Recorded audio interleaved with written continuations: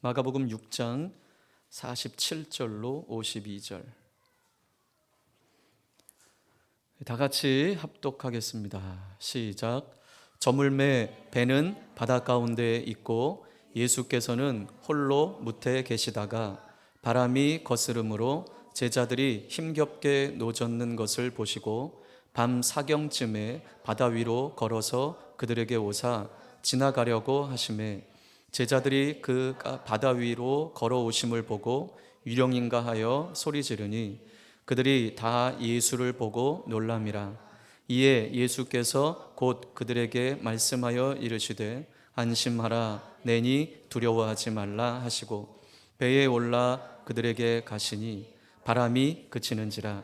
제자들이 마음에 심히 놀라니 이는 그들이 그 떡 떼시던 일을 깨닫지 못하고 도리어 그 마음이 둔하여졌음이로라. 아멘. 지난주 우리 오병이어의 기적 이후에 말씀을 우리가 함께 나누었습니다. 오병이어의 기적 이후에 예수님께서는 제자들을 재촉하셔서 배를 타고 먼저 건너편 벳세다로 가게 하셨습니다. 많은 무리가 따르는 상황 속에서 헛된 열망을 가진 무리와 그 분위기에 휩쓸리지 않게 하시기 위해서, 또 하나는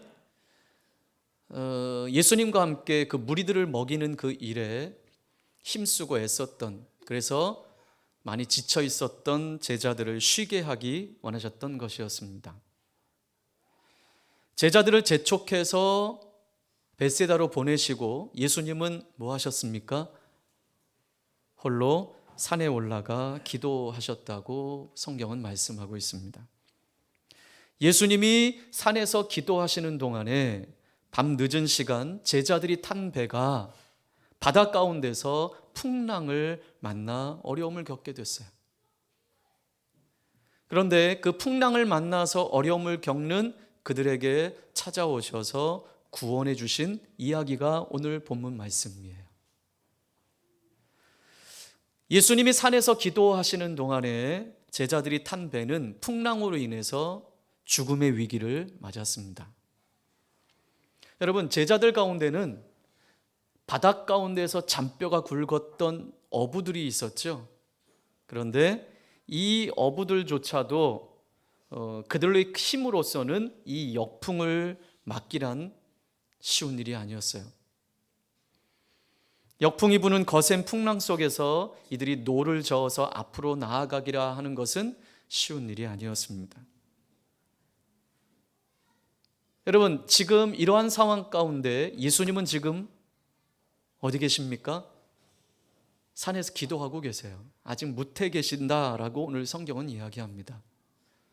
자, 오늘 이 본문 말씀을 통해서 이 본문에 세 가지 동사가 나오는데 그 세 가지 동사를 통해서 우리를 향한 주님의 사랑을 느끼게 됩니다. 그 첫 번째는 보셨다라는 거예요. 자, 48절 말씀을 보면 제자들이 힘겹게 노젓는 것을 보시고 보다. 자, 예수님이 무엇을 보셨다고요? 제자들이 힘겹게 노젓는 것을 보셨다 그랬습니다. 여기 힘겹다, 힘겹게라고 쓰여 있는 이 원문의 표현은 시험하다, 고문하다, 지치게 하다라는 의미가 있어요. 그러니까 이들이 이 풍랑을 맞아서 노를 젓는 일이 그만큼 힘들고 매우 어려운 상황이었음을 보여주고 있어요. 이들이 역풍을 막아내기란 역부족이었어요. 자, 마태복음 14장에도 이와 같은 이 말씀을 우리에게 주고 계시는데 이렇게 말합니다. 배가 이미 육지에서 술이나 떠나서 바람이 거스름으로 물결로 말미암아 고난을 당하더라 그랬습니다. 힘겹게 노를 젓고 있다라고 마가는 표현했는데 마태는 고난을 당했다라고 표현을 하고 있어요. 예수님은 맞바람이 치는 이 풍랑 속에서 노를 젓느냐고 고생하는 제자들의 모습을 보셨습니다. 배를 태워 떠나보냈지만 주님은 그들을 주목하고 계셨습니다. 풍랑과 죽을 힘을 다해서 싸우는 제자들의 모습을 보셨습니다. 그렇습니다. 주님은 우리를 항상 보고 계십니다. 우리의 고난, 우리의 힘겨운 상황, 세상과 함께 힘겹게 싸워가는 우리들의 모습을 보고 계십니다. 직장에서 어떻게 살아가는지, 우리 가정에서 어떻게 살아가는지, 우리의 삶이 얼마나 곤고하고 지치고 힘겹게 살아가고 있는지 주님은 보고 계십니다. 자, 시편에서는 이렇게 고백해요. 우리 한번 찾아볼까요? 시편 31편 7절.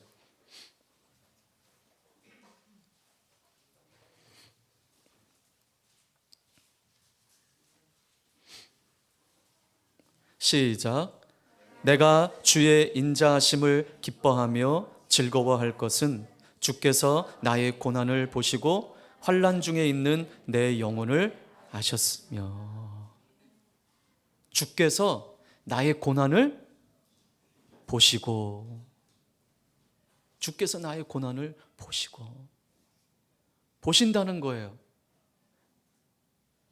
환난 중에 있는 내 영혼을 아셨으며.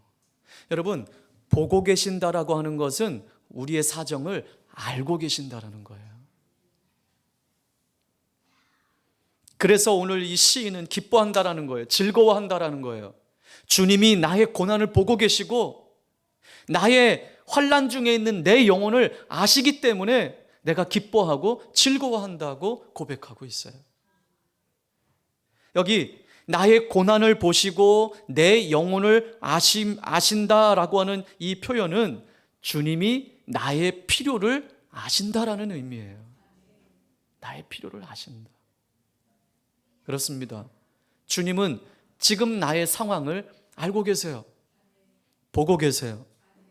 더 나아가 내가 모르는 것도 알고 계세요. 보고 계세요. 하나님은 우리의 고난과 고통을 보고 계시며 다 알고 계십니다. 여러분, 이게 얼마나 위로가 되는지 몰라요. 아, 그래, 주님이 보고 계시지. 주님이 알고 계시지. 근데 우리는 어떻게 기도하나요? 주님, 알고 계시나요? 주님, 내 상황을 좀 보고 계시나요? 근데 오늘 우리에게 말씀하십니다. 그래, 내가 네 상황 다 보고 있어. 내가 다 알아.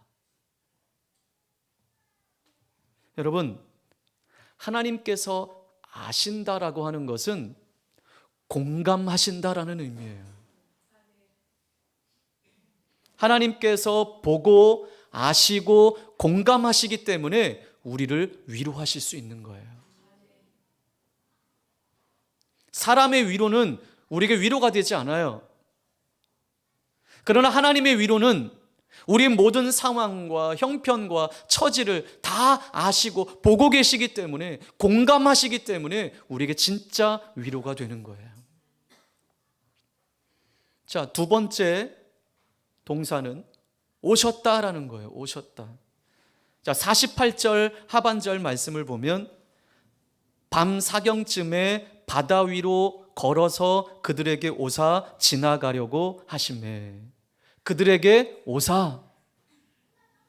주님이 오셨다라는 거예요. 여러분, 주님이 그냥 보고만 계신 것이 아니고 그 어려움의 장소에 오신다라는 것이에요. 제자들이 힘겹게 노젓고 있는 것을 보셨어요. 그리고 그들에게 찾아오셨어요. 여러분, 예수님이 찾아오셨던 그 시간이 언제래요? 밤 사경쯤이라고 말씀합니다. 여러분, 유대인들의 시간 구분법에 있어서 그 밤을 나눌 때 3등분으로 나눴어요. 1경, 2경, 3경으로. 그런데 당시 로마의 지배를 받고 있었던 이 유대는 로마의 시간법을 따라서 밤을 4등분했습니다. 1경, 2경, 3경, 4경. 그래서 오후 6시부터 9시를 1경, 9시부터 12시를 2경, 12시부터 3시를 3경, 3시부터 6시를 4경이라고 표현했어요. 그렇게 구분했어요. 그렇다면 오늘 이 밤 4경쯤 예수님이 제자들에게 찾아오셨다고 했을 때 그 시간은 언제입니까? 새벽 3시에서 6시 사이인 거예요. 예수님이 날이 저물었을 때 배를 태워서 벳세다로 보내시고 또 시간이 지나서 밤늦게까지 이 제자들이 풍랑과 싸우 그 모습을 보시고 예수님이 찾아오셨을 때가 새벽 3시에서 6시 사이라는 거예요. 여러분, 예수님에게 있어서 시간은 중요하지 않아요. 나 피곤한데.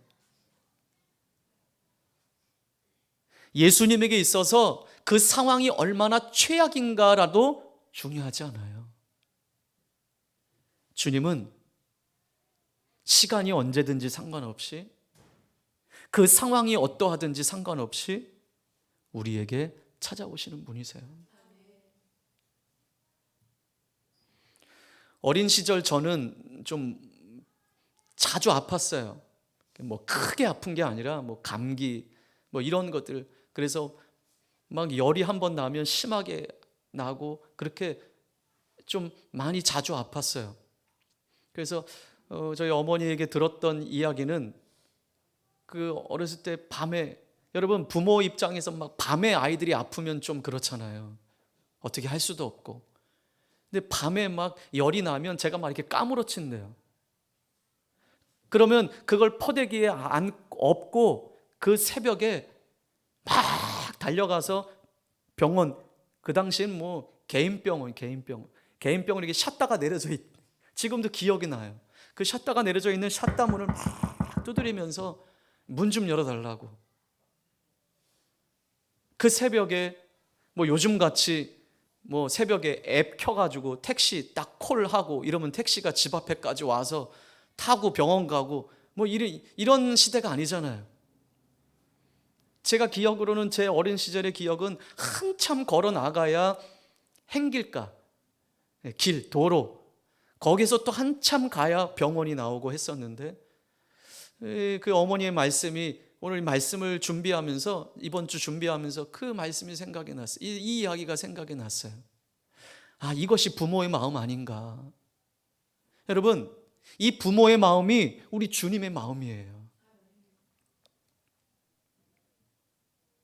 그 시간이 어떠하든지 상관없이, 그 상황이 어떠든지 상관없이 주님은 나를 위해 자신을 헌신하시는 분이시고 우리에게 찾아오시는 분이세요. 죄송하지만 가요에 무조건이라는 노래가 있죠. 이걸 이야기를 이걸 해야 되나 말아야 되나 고민을 많이 했어요. 왜냐 또 말씀 듣고 또 뇌리에 또 이 노래가 막 그런데 이 가사가 저는 주님의 마음처럼 다가왔어요. 제가 한번 가사 불러줄게요. 내가 필요할 때 나를 불러줘. 언제든지 달려갈게. 낮에도 좋아, 밤에도 좋아, 언제든지 달려갈게.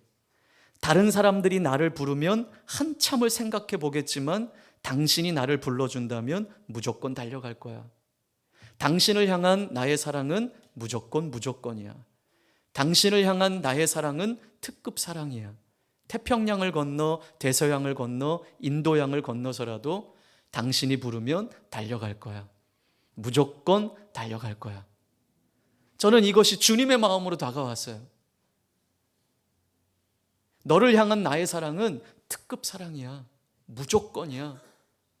태평양을 건너든지 대서양을 건너든지 인도양을 건너든지 나는 상관하지 않아. 네가 부르면 난 달려갈 거야.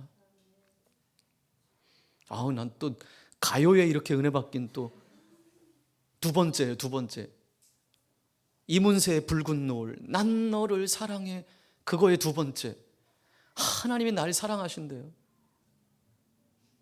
무조건 나에게 달려오신대요. 여러분, 세상의 사랑도 이 정도인데, 세상의 노랫말도 이 정도인데, 우리를 향한 주님의 사랑은 어떠하겠습니까? 그 시간이 언제든지, 그 장소가 어디든지, 나의 상황이 얼마나 최악이든지 상관없이 주님은 보고 계시고 우리에게 찾아오시는 분이세요. 다른 사람들은 나에게 유익이 되는지, 이 상황이 나에게 도움이 되는지 여러 가지로 계산하고 따지지만 우리 주님은 계산하지 않으세요. 우리에게 찾아오세요. 주님은 우리의 상황을 보고 계시고 또 아시며 우리에게 찾아오시는 분이세요. 아니, 이미 우리에게 찾아오셨어요. 하늘 영광 버리고 죄악 가운데 죽어있는, 영원히 죽음의 가운데 살아갈 지옥 갈 우리의 인생을 위해 주님이 하늘 보좌를 버리고 하늘 영광을 버리고 우리에게 찾아오셨어요. 우리를 구원하기 위해 이 땅에 오셨다라는 것이죠. 우리에게 생명 주기 위해 이 땅에 오셨다라는 것이죠. 여러분, 생명을 내어주신 그분이 우리에게 무엇을 못 내어주시겠습니까? 주님이 우리의 상황 보고 계십니다. 알고 계십니다. 목숨까지 버리시고 생명 내어주시고 우리를 구원하신 그 주님이 우리를 위해 무엇인들 못 내어주시겠습니까? 그분이 우리의 주님이십니다. 언제나 주님이 먼저 찾아오셨습니다. 제자들에게 먼저 찾아가셨어요.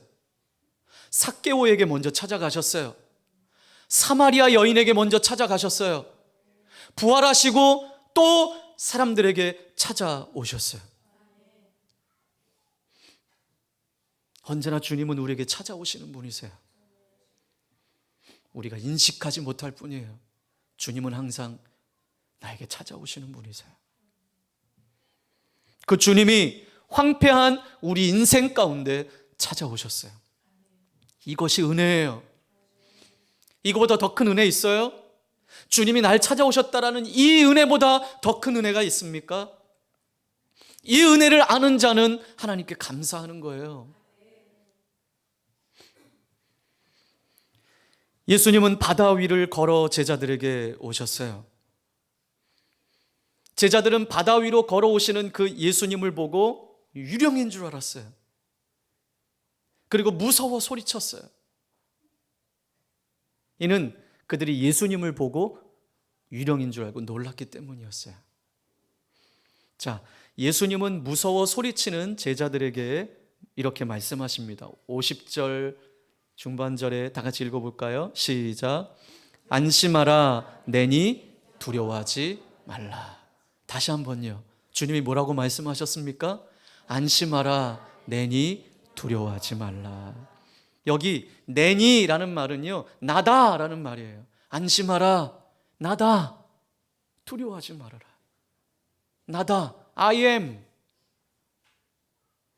여기 나다라는 말은요, 출애굽기에 나타난 하나님의 고유한 이름이에요.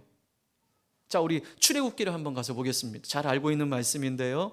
출애굽기 3장 13절 14절입니다.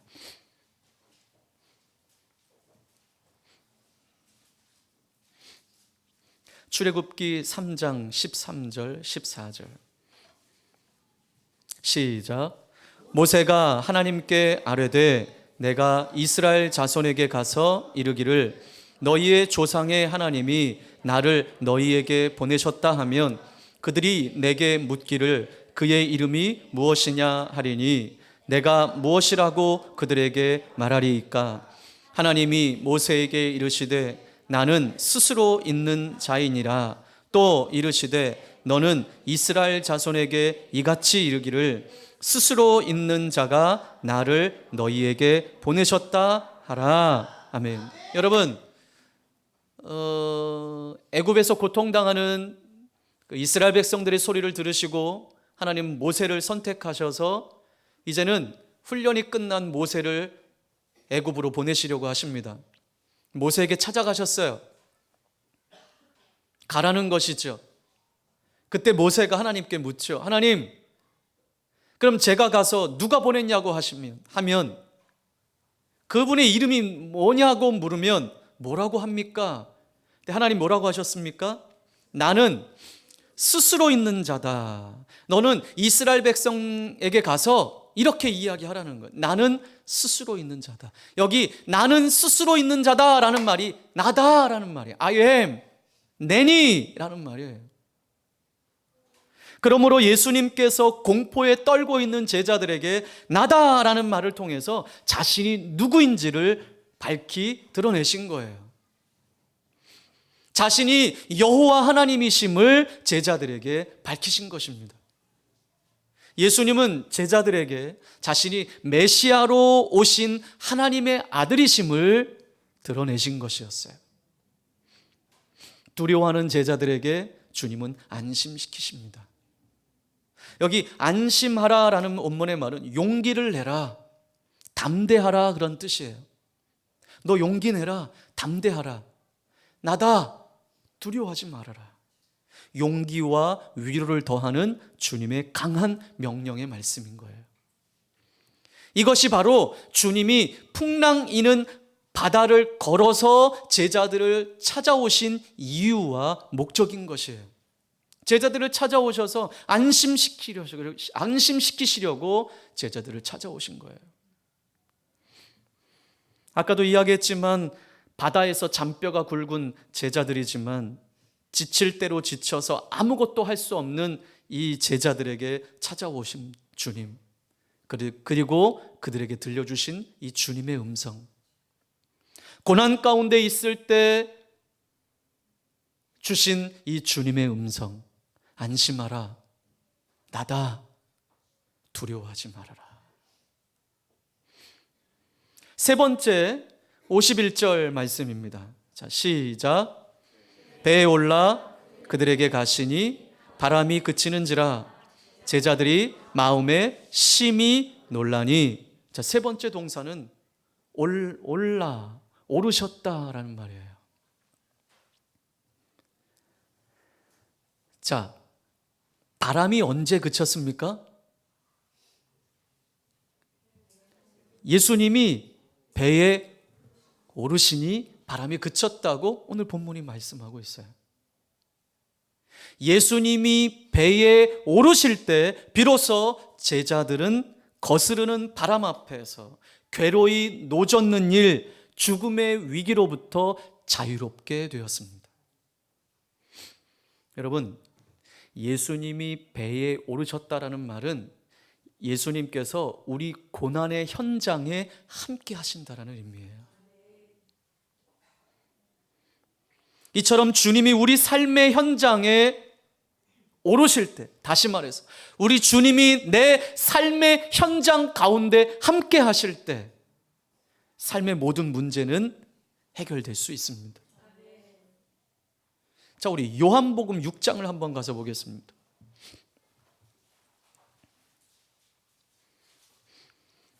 요한복음 6장 21절, 자, 20절부터 볼까요? 20절, 21절 시작.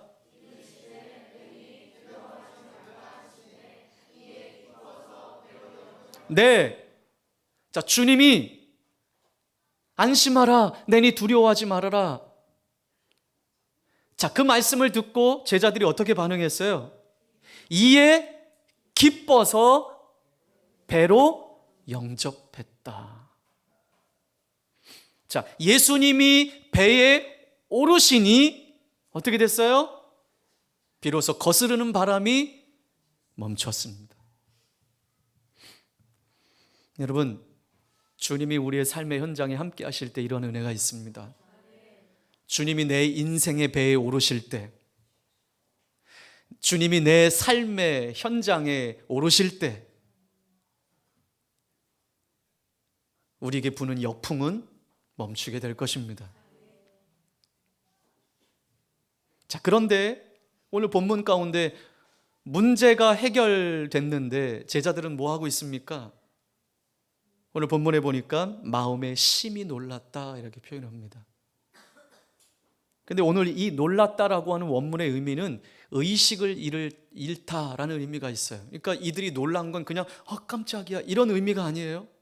의식을 잃을 정도의 충격적인 놀람이었어요. 그런데 이들이 왜 놀랐다고 오늘 본문에서 말씀합니까? 52절 시작.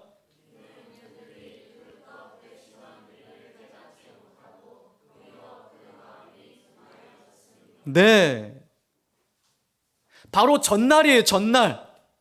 뭐 일주일 전도 아니에요. 바로 전날 일어났던 오병이어의 기적을 맛보고서도 이들은 도리어 그 마음이 둔하여졌습니다. 성경은 이야기해요. 무슨 말씀입니까?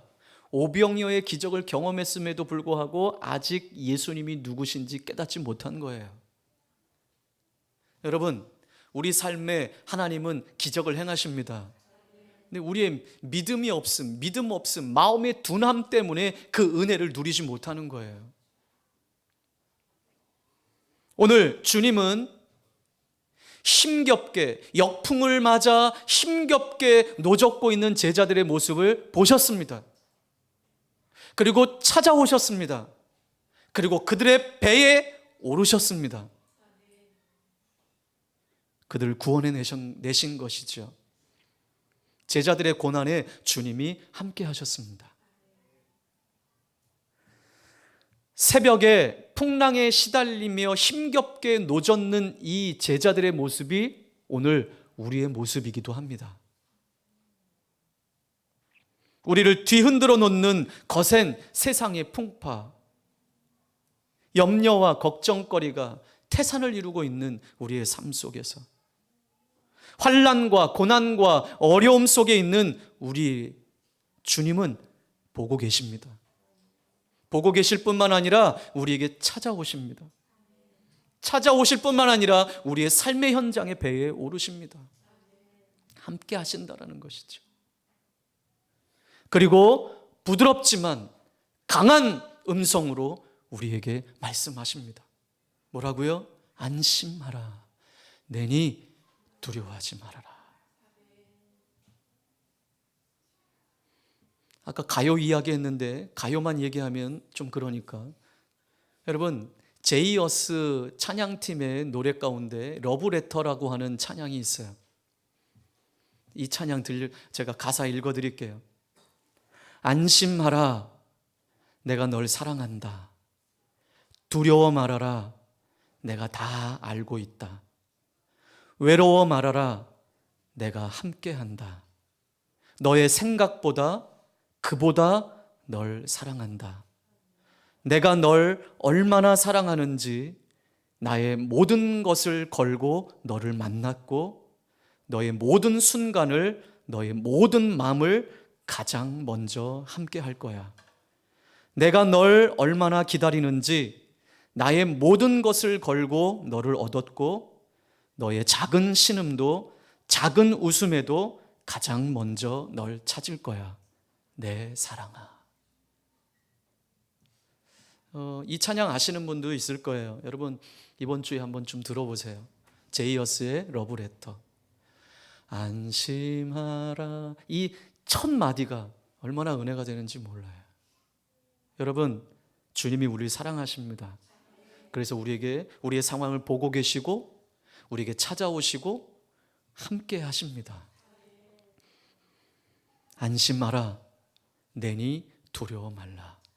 오늘 이 음성을 들을 수 있는 영성이 우리 안에 있기를 주님의 이름으로 축복합니다.